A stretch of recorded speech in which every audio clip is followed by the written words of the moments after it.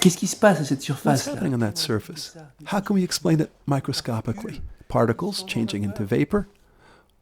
Well, this is a problem that's not been solved. Take a compartment, divide it in two, and put gas in one half. Here I'm showing a few balls, but you have to imagine millions and millions and millions of them. Then remove the divider.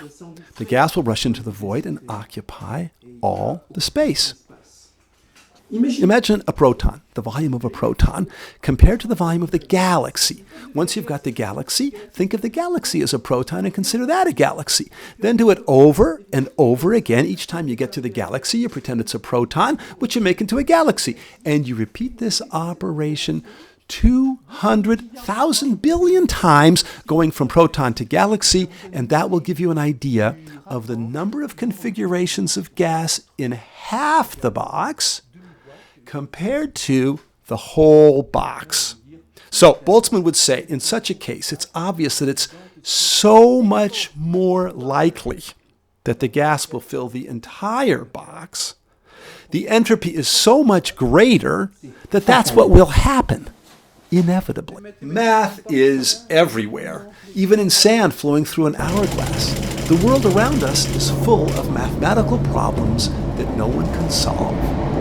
For now, time always flows in the same direction. We grow older, not younger. We remember the past, not the future. When we drop a glass on the ground, it breaks and it's not about to fuse back together.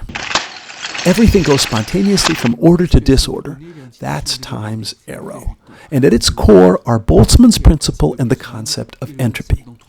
But the equations that govern astrophysics don't follow time's arrow. Clément and I will be working on the Blasov-Poisson equation, which describes how stars move in a galaxy or how electrons behave in plasma.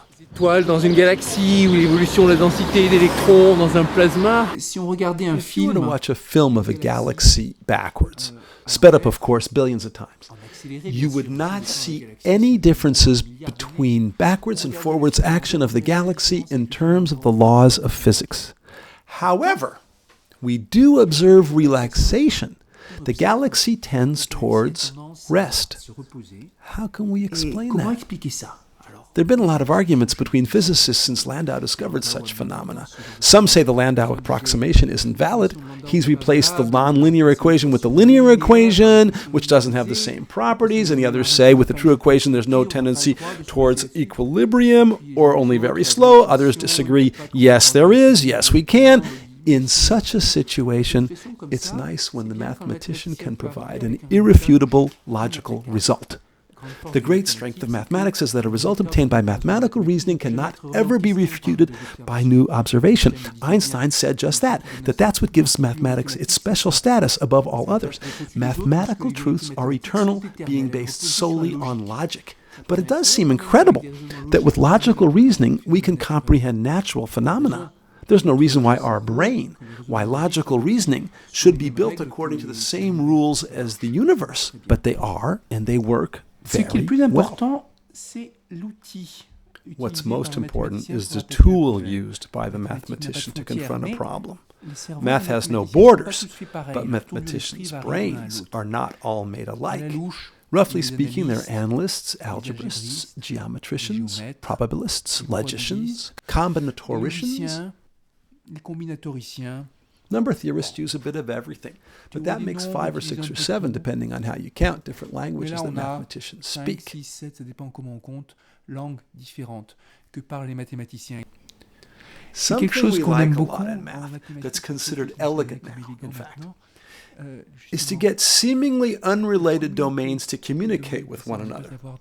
The researcher's job is extremely intense. They fight battles of epic proportions that are no longer common in the rest of society, battles against problems, with lucky strikes, dramatic reversals, surprise endings. Everything's up for grabs.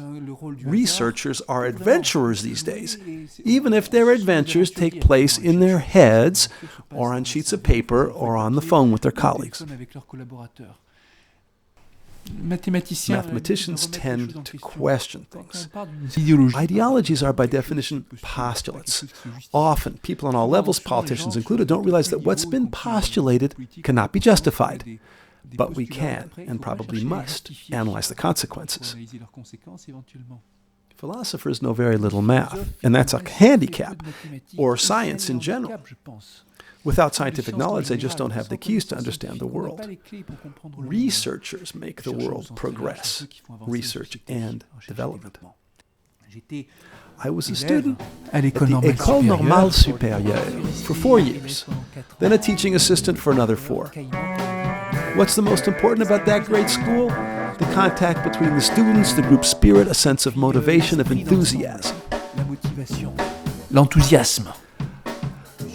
I started listening to music, a lot of music, and going to movies very often, sometimes several films per day if necessary. I became director of the entertainment club, then I was president of the student association, better known as the Committee for the Organization of Parties. I made lots of contacts. I hung out as much with literary types as with scientists. And in the meantime, I had to find my way in mathematics. I almost didn't manage to get my thesis done because it got in the way of all these activities I liked so much. I like the idea of letting chance carrying us along. And that things happen in life that we can't predict, like when we meet people, fall in love, and so on. I ended up doing mathematical physics by chance encounters with problems and with people. My best articles were written on problems I didn't know about before working on them, teamed up with people I met by chance. Par hasard. Accidental encounters have turned my scientific life upside down, and even my personal life. Et puis la médaille Fields. Fields Medal represents an enormous amount of work, a massive effort. That's why we're happy to be awarded. But luck also plays a big part. To be onto the right problems, to find the right angles, to have the right conversation at the right time. These are all things it's impossible to plan.